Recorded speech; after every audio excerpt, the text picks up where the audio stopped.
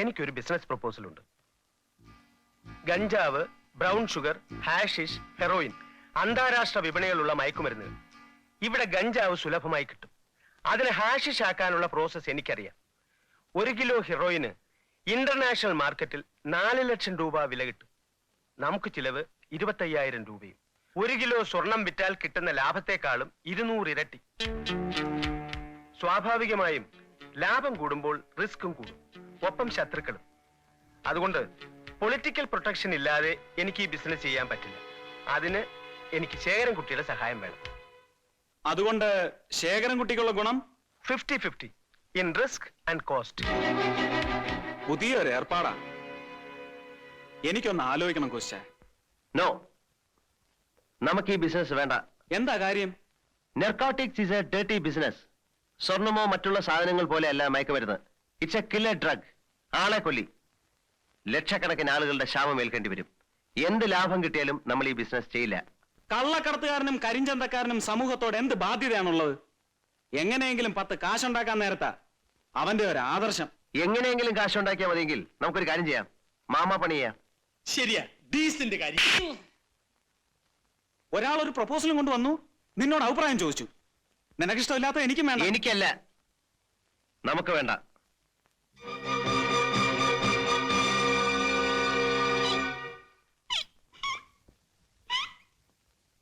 വേദനിച്ചോ? No, లేదండి. മരവിച്ചുപോയി, മരത്തുപോയണ്ടേ. അവനോടുള്ള ദേഷ്യം തീർത്തതാ. അവന് കിട്ടേണ്ടതായിരുന്നു. എന്നാലും കിട്ടിയത് എനിക്കാണല്ലോ. എടാ ചാണക്യ, ഈ സാഗറിന് എന്താ ഒരു മാറ്റം? അവൻ നന്നാവാൻ തീരുമാനിച്ചോ? എനിക്കത് നേരത്തെ തോന്നിയതാ. ഒരുത്തൻ നന്നാവുന്നതും നശിക്കുന്നതും പെണ്ണ് കാരണമാണെന്ന് കേട്ടിട്ടില്ലേ? ഇവിടെ സംഭവിച്ചിരിക്കുന്നു അതാ. അന്ന് വീക്കിലി ന്യൂസ് വന്നതിനെ കുറിച്ച് അവളോട് ചോദിക്കാമെന്ന് പറഞ്ഞപ്പോ എന്തവാ ജാക്കി പറഞ്ഞത്? പോട്ടേന്ന്. അതിന് അവനെ കുറിച്ചല്ലേ ന്യൂസ് വന്നത്? അതെ. അതുകൊണ്ട് ആർക്കാ നഷ്ടം? ജാക്കി എവിടെ ആർക്കറിയാം? അതിലെന്താ എഴുതിയിരുന്നത്? അധോലോക നേതാവും കള്ളക്കടത്തുകാരനുമായ ജാക്കിയുടെ സഹായം കൊണ്ട് മുഖ്യമന്ത്രി രക്ഷപ്പെട്ടു. അപ്പൊ നാണക്കേട് ആർക്കാ? അച്ഛന്. നീ നൈന. പിന്നെന്തിനാ അവൻ എതിർക്കുന്നു? പോട്ടെ എന്ന് പറയാമല്ലോ. ശേഖരൻകുട്ടിക്ക് അറിയാമോ, ആ പെണ്ണ് എപ്പോ നോക്കിയാലും അവന്റെ വീട്ടിൽ തന്നെ. താൻ കണ്ടോ? കണ്ടോന്നോ? അന്ന് അവനെ വിളിക്കാൻ അവന്റെ വീട്ടിൽ ചെന്നില്ലേ? അന്ന് ഞാൻ ഈ കണ്ണുകൊണ്ട് കണ്ടതാ. എന്ത് കളിയും ചിരിയും ആയിരുന്നു രണ്ടുപേരും കൂടി. ഞാനൊരുത്തൻ അവിടെ നിപ്പുണ്ടെന്ന വിചാരമേ അവർക്കില്ല. ശേഖരൻകുട്ടി, തനിക്ക് ശക്തിയേ ഉള്ളൂ, ബുദ്ധിയില്ല. അത് അവന്റെ കയ്യില്ല. അവൻ ഇഷ്ടമില്ലാത്തത് കൊണ്ട് ആ ബിസിനസ് വേണ്ടെന്ന് വെച്ചാൽ അതിന്റെ നഷ്ടം ആർക്കാ? തനിക്കും കോശിക്കും. ആരാടാ ബിസിനസ് വേണ്ടാന്ന് വെച്ചത്? ശേഖരൻകുട്ടിക്ക് ബുദ്ധി ഉണ്ടോന്ന് കാണിച്ചു കൊടുക്കാം.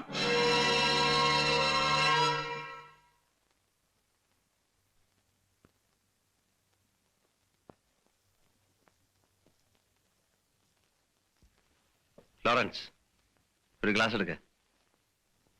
താനെന്താ വല്ലാതിരിക്കുന്നത്? എന്തു പറ്റി? ചാകര വന്നോ? കസ്റ്റംസുകാര് വല്ല കുഴപ്പമുണ്ടാക്കിയോ? പിന്നെ എന്താന്ന് വെച്ചാ പറയൂ.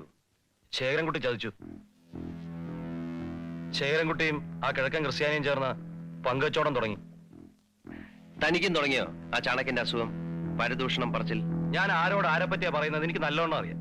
പരിപൂർണ ബോധ്യമില്ല, ഞാൻ ഒന്നും പറയില്ല.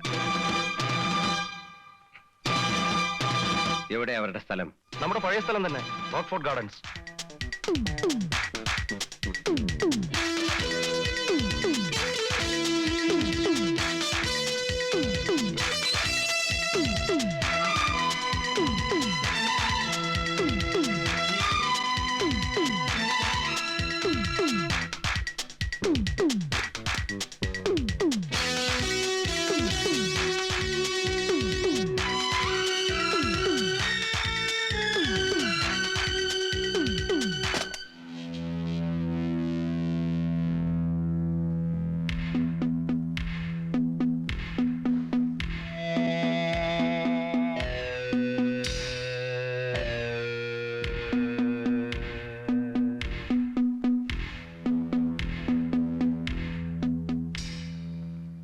ഈ മീൻ്റെ പണി കൊള്ളാലോ കോസ്റ്റ.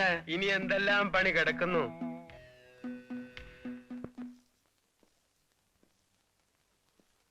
കോച്ചായോ, നമ്മൾ ദുബായിക്ക് പോകുന്ന പിള്ളേരുടെ കയ്യിൽ ഇത് കൊടുത്തയക്കുമ്പോൾ അവർക്ക് വല്ല സംശയവും തോന്നിയാലോ? ഏയ്, നമ്മൾ റിക്രൂട്ട് ചെയ്ത് അയക്കുന്ന പിള്ളേരല്ലേ, കമാന്നൊരു അക്ഷരം മിണ്ടില്ല, പറയുന്നത് പോലെ ചെയ്തോളൂ. ഇനി കസ്റ്റംസുകാർക്ക് വല്ലതും? നോർമൽ കേസിൽ ഇതൊന്നും അവർ ചെക്ക് ചെയ്യാൻ പോകുന്നില്ല. ഇനി അഥവാ ചെക്ക് ചെയ്താൽ തന്നെ ശേഖരൻകുട്ടിയല്ലേ കൂടെ ഉള്ളത്. അത് ശരി.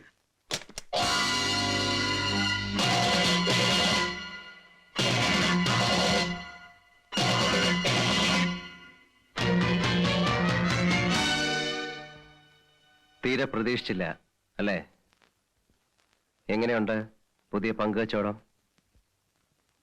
വഞ്ചനയും ചതിയും ഞാൻ വെച്ച് ഉറപ്പിക്കില്ല. ഇവിടെ ഒരു നിയമമേ ഉള്ളൂ, അത് നീ ആയിരുന്നാലും ശരി, ഞാനായിരുന്നാലും. നീ തന്നെ പറഞ്ഞ വാചകമാണിത്. പറഞ്ഞത് അബദ്ധമായി പോയെന്ന് ഇപ്പൊ തോന്നുന്നുണ്ട് അല്ലേ? ഞാൻ ആരെയും വഞ്ചിച്ചിട്ടില്ല, ചതിച്ചിട്ടുമില്ല. നിനക്കിഷ്ടമില്ലെന്ന് പറഞ്ഞോണ്ടല്ലേ? കഴിഞ്ഞ ദിവസം നമ്മൾ ഇതിനെക്കുറിച്ച് സംസാരിച്ചപ്പോ നീ എന്താ പറഞ്ഞത്? എനിക്കിഷ്ടമല്ലാത്തത് നിനക്കും വേണ്ടെന്ന് അല്ലേ? നട്ടലുള്ള ആണായിരുന്നെങ്കിൽ നീ അന്ന് പറയണമായിരുന്നു നീ ഇത് ചെയ്യുമെന്ന്. എനിക്കിപ്പോഴൊരു കാര്യം അറിയണം. നീ തുടങ്ങിയ പുതിയ ബിസിനസ് നിർത്താൻ തയ്യാറാണോ അല്ലയോ എന്ന്. നീ എന്നെ പേടിപ്പിക്കൊന്നും വേണ്ട. 4 കാശിന് വിലയില്ലായിരുന്ന നിന്നെ ജാക്കിയാക്കിയത് ഞാനാണ്. നീ ശേഖരൻകുട്ടിയെ ഒരു ചുക്കും ആക്കിയിട്ടില്ല. Don't try to boss me. നീ എന്റെ വലിയ സുഹൃത്താണെന്ന വിചാരമുണ്ടെങ്കിൽ അതം കളഞ്ഞേര്. You are only my business partner. ഇപ്പോഴെങ്കിലും പറഞ്ഞത് നന്നായി. നമുക്ക് പിരിയാം. Come on, we will part. ബുദ്ധിമുട്ടുണ്ട്. ഒരു സുപ്രഭാതത്തിൽ വന്ന് പാർട്ട്ണർഷിപ്പ് പിരിയണമെന്ന് പറഞ്ഞാൽ നടക്കില്ല. നടക്കണം, അല്ലെങ്കിൽ നടത്തും. ഇന്നു മുതൽ നിനക്ക് നിന്റെ വഴി, എനിക്ക് എന്റെ വഴി. ജാക്കി, യു വിൽ റിഗ്രറ്റ്. 32 ചേരിക്കാരുടെയും ആ പത്രക്കാരി പെണ്ണിന്റെയും പിൻബലത്തിലാണ് നീ ഇതൊക്കെ പറയുന്നതെന്ന് എനിക്കറിയാം. നാളെ സൂര്യൻ ഉദിക്കുന്നതിന് മുമ്പ് അവർ നിന്നെ തള്ളിപ്പറയും. ശേഖരൻകുട്ടി, നീ മന്ത്രിയുടെ അല്ല ചക്രവർത്തിയുടെ മകനായാലും ശരി, നിന്റെ പെറുക്കിത്തരം നിന്നെ വിട്ടുപോകില്ല. I pity you bastard.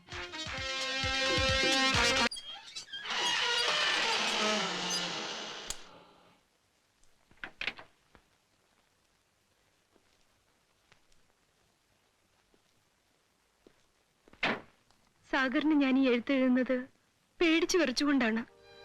ഇവിടെയുള്ളവർ ഓരോന്ന് പറയുന്നു.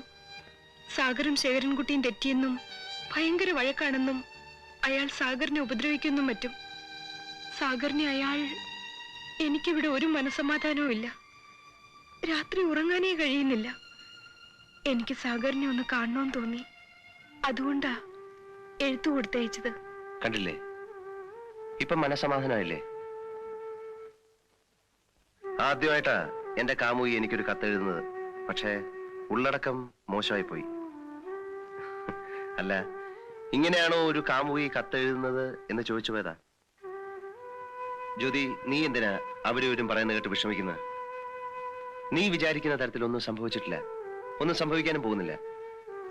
ഞാനും ശേഖരൻകുട്ടിയും തമ്മിൽ തെറ്റിയിട്ടൊന്നുമില്ല. ഞങ്ങൾ തമ്മിൽ ചെറിയൊരു അഭിപ്രായ വ്യത്യാസം, പങ്കുവെച്ചോടെ നിർത്തി. പിന്നെ എനിക്ക് ഈ തൊഴിൽ തുടർന്നു കൊണ്ടുപോകാൻ യാതൊരു താല്പര്യവുമില്ല. ജ്യോതിയെ ഞാൻ വിവാഹം ചെയ്യുമ്പോൾ എനിക്ക് ഈ തൊഴിലുമായി യാതൊരു ബന്ധവും ഉണ്ടാവരുത്. അതുകൂടി കണ്ടുകൊണ്ടാണ് ഞാൻ ശേഖരൻകുട്ടിയുമായി പിരിഞ്ഞത്. എന്താ, സമാധാനമായില്ലേ? ദൈവമേ, ഏതായാലും ഇപ്രാവശ്യം ഞാൻ രക്ഷപ്പെട്ടു. ആദ്യമായി എന്റെ കാമുകിയുടെ മുഖത്ത് വിരഹവേദനയില്ല, കണ്ണുനീരില്ല, കരച്ചിലില്ല. ഞാൻ വരട്ടെ.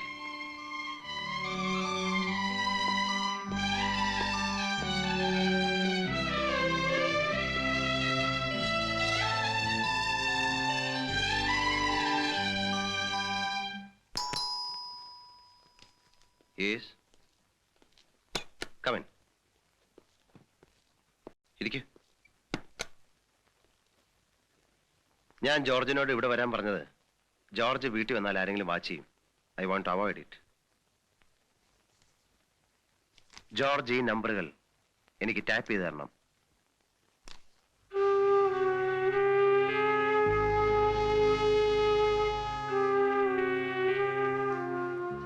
ഇതിൽ CM-ന്റെ റെസിഡൻസ് നമ്പർ ഉണ്ടല്ലോ. ഉണ്ട്. ശേഖരൻകുട്ടി അവിടെയാണ് താമസിക്കുന്നത്. CM-ന്റെ പൊളിറ്റിക്സിലോ പേഴ്സണൽ കാര്യങ്ങളിലോ എനിക്ക് താല്പര്യമില്ല. ശേഖരൻകുട്ടിയുടെ ബിസിനസ്സിലും എനിക്ക് താല്പര്യമില്ല. എനിക്കെതിരായി എന്തെങ്കിലും നീക്കം ഉണ്ടായാൽ എനിക്കത് അറിയണം, അത്രേ ഉള്ളൂ.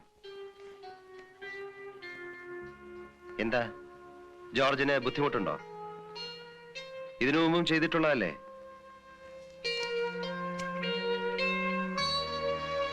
ജോർജ്,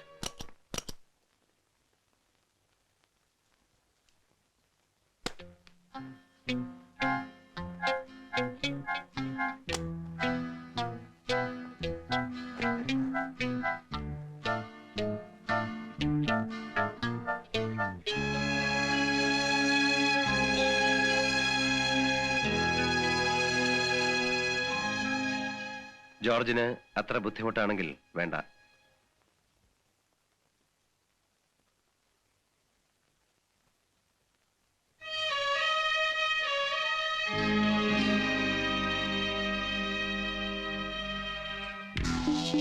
സുഭാഷ്, ദുബായ് എയർപോർട്ടിൽ തന്നെ തിരക്കി ഒരാൾ വരും.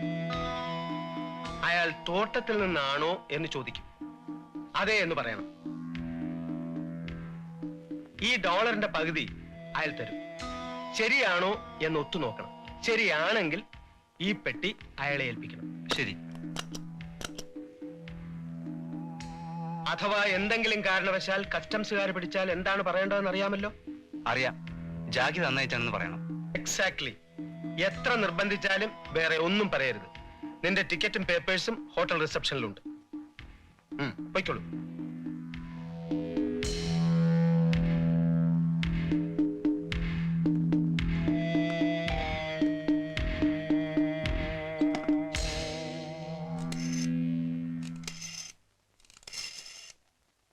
Special branch narcotic squad ചെയ്യാണോ?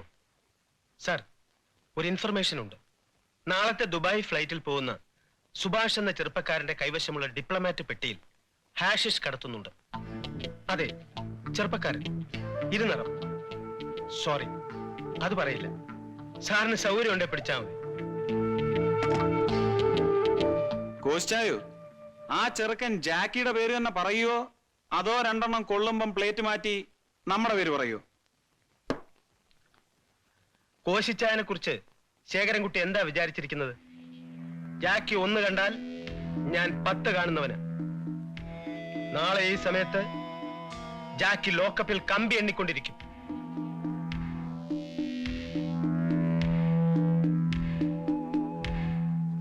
ഈ അച്ചായ നമുക്കിട്ട് പണിയുമോ? 7 സംവത്സരാലു കാരാഗ്രഹം പറ്റണ്ടി. മനസ്സിലായില്ലേ? 7 വർഷം ജയിലിൽ തള്ളും. പോടു, ഞാൻ പറയാനുള്ള പറഞ്ഞു. నేను చెప్పినది చెప్పినట్టే. 2 കാളുണ്ടായിരുന്നു. വിളിച്ചത് 2 ഒരാൾ തന്നെ. ഒന്ന് ഹോട്ടൽ ബ്രോഡ്വേയിലേക്ക്, 41 മിസ്റ്റർ സുഭാഷ്. രണ്ടാമത്തെ കോൾ നർക്കോട്ടിക് സ്ക്വാഡ് സ്പെഷ്യൽ ബ്രാഞ്ചിലേക്ക്. അറ്റൻഡ് ചെയ്ത CI. എന്തായിരുന്നു സംസാരിച്ചത്? നാളത്തെ ദുബായ് ഫ്ലൈറ്റിൽ പോകുന്ന സുഭാഷ് എന്ന ചെറുപ്പക്കാരന്റെ ഡിപ്ലോമാറ്റ് പെട്ടിയിൽ ഹാഷിഷ് കടത്തുന്നുണ്ട്.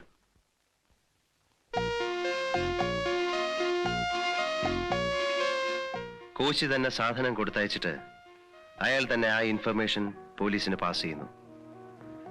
സ്പെഷ്യൽ സ്ക്വാഡുകാർ സുഭാഷിനെ പിടിച്ചാൽ അത് ആര് കൊടുത്തയച്ചാണെന്ന് അവൻ പറയും? ജാക്കി നന്നായിച്ചാണെന്ന് പറയും. എക്സാക്ട്ലി. അവൻ അതേ പറയൂ ലോറൻസ്. അച്ചായന്റെ വളഞ്ഞ ബുദ്ധി പ്രവർത്തിക്കാൻ തുടങ്ങി. ഇനി നമുക്ക് തലവേദന കൂടിക്കൊണ്ടേയിരിക്കും.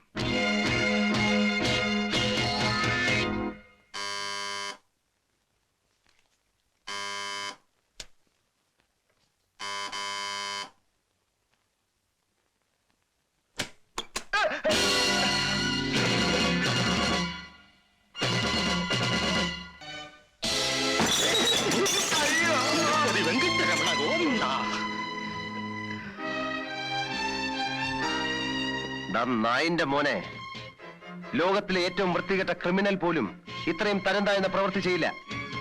സ്വന്തം കൂട്ടത്തിൽ ഒരുത്തനെ ആവശ്യത്തിന് ഉപയോഗിച്ച ശേഷം ഒറ്റിക്കൊടുക്കുക, അത് ഒരു 3ാം കട പ്രതികാരത്തിന് വേണ്ടി. നീ ആണാണെങ്കിൽ നേരിട്ട് വാ. ഇതുപോലെയുള്ള പാവങ്ങളെ ഒന്നും വെറുതെ കൊടുക്കരുത്.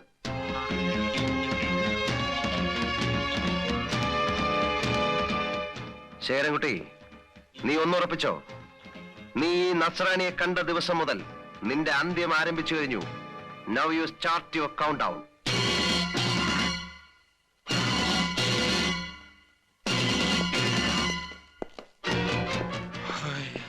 കോശായോ? ഞാൻ ചോദിച്ചല്ലേ ഇത് വേണോന്ന്. ഇപ്പൊ എന്തായി?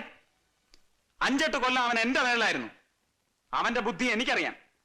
നമ്മൾ ഇവിടെ ആലോചിക്കുമ്പോൾ അവൻ അത് അവിടെ പ്രവർത്തിച്ചിരിക്കും. അതാ ജാക്കി. 200 ഇരട്ടി ലാഭം കിട്ടുമല്ലോ എന്ന് ഓർത്താ അവനെ ഞാൻ പിണക്കിയത്. എക്സാക്ട്ലി. നീരുമൊക്കെ ഇനി അവന്റെ കാര്യം ഞാൻ നോക്കിക്കോളാം. ശേഖരൻകുട്ടി, ഞാൻ അന്നേ പറഞ്ഞതാ ഈ അച്ചായനുമായി ഐക്യമുന്നണി വേണ്ട, നഷ്ടമേ ഉണ്ടാവൂന്നും കയ്യിലുള്ളതും കൂടി പോവൂന്ന്. മനക്ക് നഷ്ടവുച്ചുന്തി തെളിസ. നിന്റെ തെളിസ. ഞാൻ പറഞ്ഞതിന് എന്നെ അടിക്കണ്ട. അച്ചായനോടുള്ള ദേഷ്യം തീർക്കണമെങ്കിൽ എന്നെ അടിച്ചോ.